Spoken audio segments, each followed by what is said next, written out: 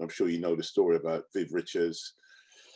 Well, I don't. Tell us. The story was, you know, Tony Brown at the time, I got myself in a bit of bother. I was 17, 16, moved to Bristol, got involved in a couple of scraps, got arrested in the cells, had to phone. It was a funny story.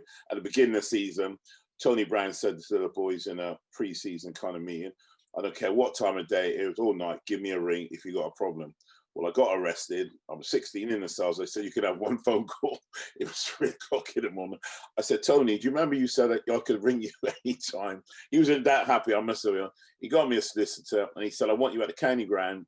You remember I was only, like I said, 16, 17. I want you at the county ground, 9 o'clock sharp. So I got to the county ground.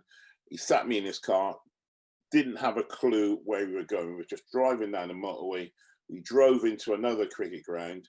He sat me on a stool. He said, you sit there. And Tony Brown was he had those piercing blue eyes. He was quite a scary character when he wanted to be. And I just sat there. And from a distance, I saw this fella walking towards me in a red tracksuit. I remember it was a bright red tracksuit with this swagger. And it was Viv Richards coming towards me. I was at Taunton. And he arranged Viv Richards to have this chat with me, to sit me down. He sat next to me and you're talking, he was my hero. And he's sitting next to me and I'm just looking at him. I didn't know what, you're just completely starstruck. And he just gave me this, it was the most fantastic kind of mental kind of chat about you. Sometimes in life, you only get one chance and you got to grab it with, and you got to be twice as good, but don't miss out on this opportunity that you've been given. So he's giving me this pet talk 14 years when I was 16.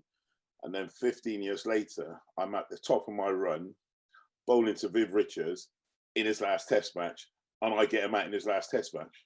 What about that for a story? You know, and I'm the guy who gets him out in his last test match, and he's the guy really who put me on the right track on the start of my career. And at the end of his career, I'm bowling to him, and I'm the last man to get him out in his last test match.